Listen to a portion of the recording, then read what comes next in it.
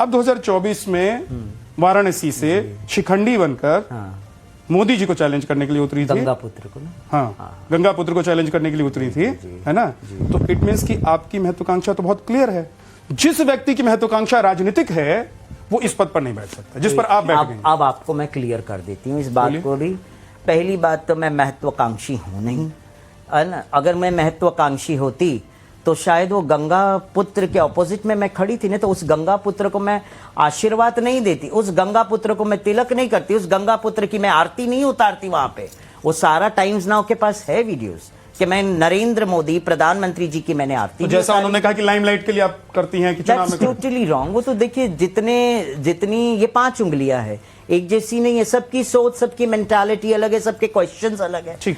जो जिसको point out करना है मुझे वो कर सकते, वो उनका मौलिक अधिकार है, उनका बोलने का और मेरा सुनने का, एकदम और मुझे जवाब देने पॉइंट पर कि महत्वाकांक्षा नहीं है तो 2024 में क्यों खड़ी हुई? क्योंकि अभी भविष्य में क्या आप राजनीति में आना चाहती हैं कि नहीं आना चाहती? मैं मेरे किन्नर समाज को रिप्रेजेंट करना चाहती हूँ। और सुनिए ना मेरी बात, मैं मेरे किन्नर समाज के लिए लोकसभा विधानसभा में स्थान आज तक क्यों नहीं है, फिर भी मैंने पॉइंट आउट नहीं किया। सरकार बनने के बाद भी मैंने इसके ऊपर बात नहीं की, फिर मगर योजनाएं आई, क्यों नहीं की? योजनाएं आई नहीं, आपने तो समाज के उत्थान के आपने लिए कहा था कि मैं आई। मोदी जी के सामने इसलिए चुनाव से अलग हो गई हूं क्योंकि मैंने जो पॉइंट्स रखे हैं उन पॉइंट्स पर काम होगा, ये मुझे आश्वासन दिया गया। तो उन्होंने नरेंद्र मोदी जी ने आश्वासन दिया नहीं तो कि जिस वर्ग को किसी ने नहीं पूछा उस वर्ग को तो हम काम करेंगे और उनको ई श्रम में आरक्षण क्यों नहीं? संसद में आरक्षण है क्या? नहीं, आरक्षण की बात मैं नहीं कर रही। तो संसद के आरक्षण की बात कर रहे हैं। सुनिए ना, और ये जबरन धर्म परिवर्तन की जो बात उठाई उस पर मैं आऊंगा एक एक करके। मैं कह रहा हूँ उन्होंने रिजर्वेशन मांगा क्या? आपने रिजर्वेशन मांगा है? इन्होंने मांगा था ना। मैंने रिजर्वेशन मैंने क्या कहा कि मेरा समाज का एक व्यक्ति, मुझे नहीं चाहिए, मेरे समाज का एक व्यक्ति लोकसभा और विधानसभा में बैठे और उन करोड़ों हजारों लाखों किन्नरों की आवाज बनके उस जगह पे बैठे, नेतृत्व करे, उनका प्रतिनिधित्व करे। मगर मुझे ऐसा होता नहीं, मुझे कोई शौक नहीं, मैं बैठी हूँ, अच्छे से बैठी हूँ अपनी जगह पे, आई एम वेरी हैप्पी।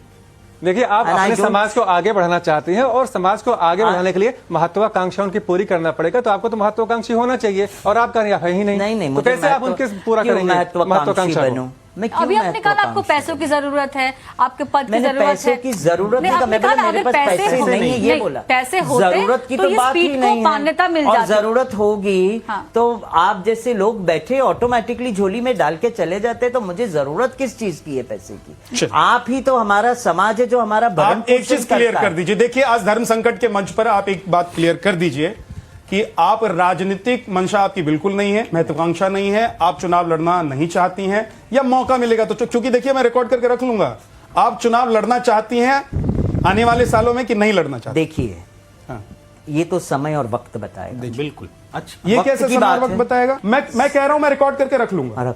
अगली बार जब विवेक जी प्लीज, मैं रिकॉर्ड करके रखना चाहता हूं। आप इससे पहले भी इस कार्यक्रम में आई हुई हैं। मैं चाहता हूं कि देश को एक क्लियरिटी हो कि आप क्या पॉलिटिकल किसी पद के लिए आने वाले दिनों में आप एफर्ट्स करेंगी, आप जाने की कोशिश करेंगी। पॉलिटिकल में मैं मेरे लोगों को खड़ा करूंगी। अब आप नहीं चुनाव पार्टी होगी, किंग मेकर बनेंगी, किंग नहीं बनेंगी। देखिए, किंग मेकर बनूंगी, किंग नहीं बनूंगी, और किंग मुझे किंग तो मतलब बनना नहीं है, और वो भी पॉलिटिकल किंग नहीं बनना है। किंग मेकर और आपको एक चीज और भी बता दूं, है ना, पॉलिटिक्स कहां से शुरू हुआ? सबसे बड़े पॉलिटिशियन भगवान श्री कृष्ण है। अभी मुक्तेश्वरानंद पे पॉक्सो का केस लगा है, जो वो कह रहे हैं कि छानबीन होना चाहिए ना, दोनों तरफ से छानबीन हो, क्योंकि इस तरह से आज से आशाराम बापू के ऊपर भी तो बहुत सारे इल्जाम लगे थे, एलिगेशंस लगे थे। कभी कभी क्या होता है, सर्वोच्च पद पे अगर कोई सनातनी बैठा है, संत बैठा है, तो उनको गिराने के लिए भी कुछ भी षड्यंत्र रचा जा सकता है। कि कोई षड्यंत्र हो सकता है। मगर एक चीज है, वहां गलती मैं शंकराचार्य की बात नहीं करूंगी, अभी मुक्तेश्वरानंद, मैं बात करूंगी जो वहां बटुकों के साथ हुआ, जिनकी शिखाएं खींच खींच के उनको घसीट के मारा गया, वो गलत है, सबसे बड़ा अपराध है। सबसे बड़ा पाप पर है। आप कह रही कि आशाराम बापू के को भी फंसाया गया, वो उसको कोई सही नहीं था। नहीं, वो उनको भी फंसाया गया। इतने सर्वोच्च कौन बड़े, फंसा रहे हैं? इतने बड़े, बताइए, एक बात मुझे बताइए, करोड़ के सनातनियों देश में न्यायिक प्रक्रिया से जो हुआ है, आप बताइए क्या एक क्या बात रीजन मुझे रहा? बताइए, जो इतना बड़ा संत, पूरा विश्व उनको नतमस्तक होता है, वो कोई शंकराचार्य पद पे नहीं थे, नहीं। वो किसी पद पे नहीं थे, वो सिर्फ भागवत करते थे, भगवान के गुण गाते थे, लोगों को इतने करोड़ों करोड़ों पूरा विश्व उनके लिए पीछे भागता था। मैं छोटी थी ना तब मैं आशाराम बापू जी के कथाएं सुनती रही हूं। आप जिसके लिए बैटिंग कर रही हैं वो कन्विक्टेड है। न्यायिक प्रक्रिया पे सवाल उठा रहे हैं। कौन न्यायिक प्रक्रिया, वो क्या होता है? जो आप न्याय में विश्वास न्याय में विश्वास नहीं नहीं, न्याय में हमारे विश्वास देश में नहीं है। आप कैसी शंकराचार्य हैं? अरे मैं तो न्याय पे विश्वास रखती हूँ ना। तो फिर उन्होंने जो योगी आदित्यनाथ के बारे में कहा, मैं वो भी गलत बोलती हूँ कि इस तरह का शब्द का इस्तेमाल हमको नहीं करना चाहिए। एक धर्म गुरु होता है जो सर्वोच्च पद पे बैठा होता आप है। अभिमुक्तेश्वरानंद की बात कर रही हैं, हाँ, क्योंकि जब सर्वोच्च पद पे आप बैठे हैं तो आपके अंदर शालीनता सबसे पहले होनी चाहिए। शालीन नहीं है वो। सुनो ना, और जिस तरह से अगर आपको मालूम है आपको स्नान करने ही जाना है, आपने अपनी पालकी ले ली, सब लिया, ठीक है, मगर अगर प्रशासन, पुलिस प्रशासन आपको कह रही है कि आपको हम पैदल लेके जाके स्नान करवा देते हैं, ठीक है ना, तो मान लेना चाहिए वो बात को। आज इतनी बड़ी बात पूरे विश्व में नहीं बनती थी। ठीक, आगे बढ़ता हूं मैं। अब मैं आपसे बहुत जल्दी छोटे छोटे सवाल पूछूंगा, उसका आप एक लाइन में जवाब दीजिएगा। हुमायूं कबीर का नाम जानती हैं आप? हुमायूं कबीर को जानती हैं? नहीं, मैं नहीं। बाबरी मस्जिद जो हाँ, बाबरी मस्जिद, ओके ओके, ठीक कर रहे हैं। बाबरी मस्जिद मतलब हुमायूं कबीर। हुमायूं कबीर एक नेता हैं जो पश्चिम बंगाल के मुर्शिदाबाद में बाबरी मस्जिद कर रहे हैं। हाँ, गलत आदमी है। क्यों? वो भी तो अपने धर्म और परंपरा। नहीं, बाबरी मस्जिद क्यों नाम देने का, और भी दे सकते हैं, आप बाबरी क्यों दे रहे हो ना? क्या दिक्कत है? नहीं तो दिक्कत तो है ना, आप गड़े मुर्दे उखाड़ रहे हैं, आप हमारे सनातनियों के साथ मतलब खेल कर रहे हैं, वापस से वो चीज उबारना चाहते हैं और देश में लड़ाई करवाना चाहते हैं। आपने जिसको गाड़ दिया उसको वो फिर से उखाड़ रहे हैं। आपने जिसको गाड़ दिया उसको वो उखाड़ रहे हैं। किसको गाड़ा? बाबरी को। बाबरी को हमने गाड़ा ना, उखाड़ा किसने था? बाबरी के जगह पे पहले राम मंदिर ही था ना, तो उसको उखाड़ा किसने? वो यही कह रहे हैं कि भाई इसीलिए तो मैं बाबरी बनवा रहा हूँ। तो वो बाबरी का जवाब उनको मिलेगा ना आने वाले टाइम में। राहुल गांधी को देश का प्रधानमंत्री बना देना चाहिए कि नहीं बना देना चाहिए? भाई वो योग्य रखते ही नहीं है। पर अभिमुक्तेश्वरानंद को तो चाहिए, उन्होंने कहा कि वो बहुत अच्छे प्रधानमंत्री बनेंगे। बिकॉज मैंने सुना है अभिमुक्तेश्वरानंद कांग्रेसी है। अच्छा, मतलब शंकराचार्य भी राजनीतिक होते हैं? होते हैं। राहुल गांधी को क्यों नहीं बना देना चाहिए देश का प्रधानमंत्री, इस देश को? देखिए, एक क्वालिटी होती है हर इंसान, हर व्यक्ति में लीडर होने की, लीडरशिप की क्वालिटी होती है, वो झलकता है व्यक्ति के चेहरे से। उनके चेहरे से झलकता नहीं है, इसीलिए वे प्रधानमंत्री की योग्यता ही नहीं रख सकते। उनके चेहरे से आपको क्या झलकता है? कम नहीं है आप तो, उनके चेहरे से क्या झलकता है? अब वो तो कैसे सारी दुनिया जानती है। क्या भाव आता है बताइए? भाव क्या आता है? बच्चा है, बच्चा, बस आशीर्वाद दे रहे हैं। 50 साल में वो बच्चा है अभी। हमारे लिए तो बच्चा है ना। अब तो युवा नेता से बच्चा नेता हो गए, यहाँ तो नहीं एक तो अलग ही बात हमारे हो गई। लिए बच्चा है।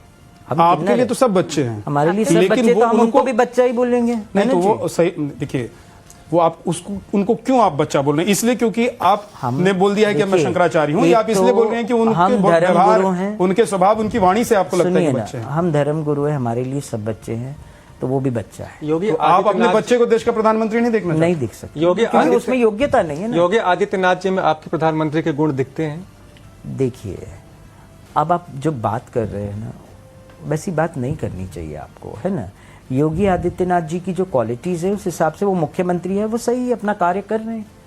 अब प्रधानमंत्री की जहां तक बात है, तो प्रधानमंत्री पद पे बैठने के लिए योग्यता नरेंद्र मोदी जी की है, तो वो बैठे हैं, वो अपना कार्य। आपने डिप्लोमेटिकली, एक सेकंड, डिप्लोमेटिकली आपने इस क्वेश्चन को कैसे ट्विस्ट कर दिया? आपको लग रहा है कि अगर मैं योगी आदित्यनाथ का नाम ले लूंगी, मैं कुछ भी बोलूं तो कभी कुछ मैं फंस जाऊंगी। खोल के बोलते हैं तो इसलिए मैंने पूछ लिया। नहीं तो अब डिप्लोमेटिक कहां से? आपको लग रहा है योगी आदित्यनाथ को अगर आप प्रधानमंत्री बोल देंगी कि वो हो सकते हैं भविष्य के, तो आप फंस जाएंगे? नहीं, ऐसी बात नहीं, मैं तो खुल अच्छा, के कई बार मोदी बोल जी चुकी हूं। हैं, मोदी जी के बाद कौन? हाँ? मोदी जी अभी हैं, जब तक वो रहेंगे पद पर, उसके बाद कौन? अब वो तो समाज ही डिसाइड करेगा। पर अभी तो आप कह रहे थे किन्नर मैं अंतर्यामी तो मुख्यमंत्री हूं प्रधानमंत्री भी बनेगा। हाँ। तो जो मुख्यमंत्री ऑलरेडी मैं तो कहती हूँ प्रधानमंत्री जी को एक दिन का किन्नर को प्रधानमंत्री बना पीठ के महंत अगर मुख्यमंत्री हैं तो उनकी प्रधानमंत्री बनने में आपको क्या दिक्कत लगती है? और भविष्य की बात मैंने किया है तो भविष्य गलत भी हो सकता है, आप बस प्रेडिक्ट कर दीजिए। नहीं, मैं ऐसी प्रेडिक्ट नहीं करती, प्रेडिक्शन ऐसे नहीं। तो मीन्स आपको दिख रहा है कि नहीं दिख रहा है क्वालिटीज? क्या योगी आदित्यनाथ जी में, देखिए योगी आदित्यनाथ जी में काफी अच्छी क्वालिटीज है। जब वो मुख्यमंत्री पद पे रह के यूपी जैसे क्षेत्र, जो बड़ा क्षेत्र माना जाता है, उसको संभाल सकते हैं, तो क्यों नहीं देश को संभाल सकते? ममता बनर्जी और अखिलेश यादव, इन दोनों में से कौन आपको पीएम के कैंडिडेट लगते हैं? कोई भी नहीं। बहुत बहुत शुक्रिया, आपने अपना वक्त निकाला और हर सवाल का खुलकर आपने जवाब दिया। मुझे लगता है बहुत तीखे सवाल हमारे पैनलिस्टों ने भी पूछे, मेरे से भी जितने सवाल थे मैंने सारे सवाल पूछ दिए आपसे। बहुत बहुत शुक्रिया, और आप लोगों का भी बहुत बहुत शुक्रिया हमारे साथ जुड़ने के लिए।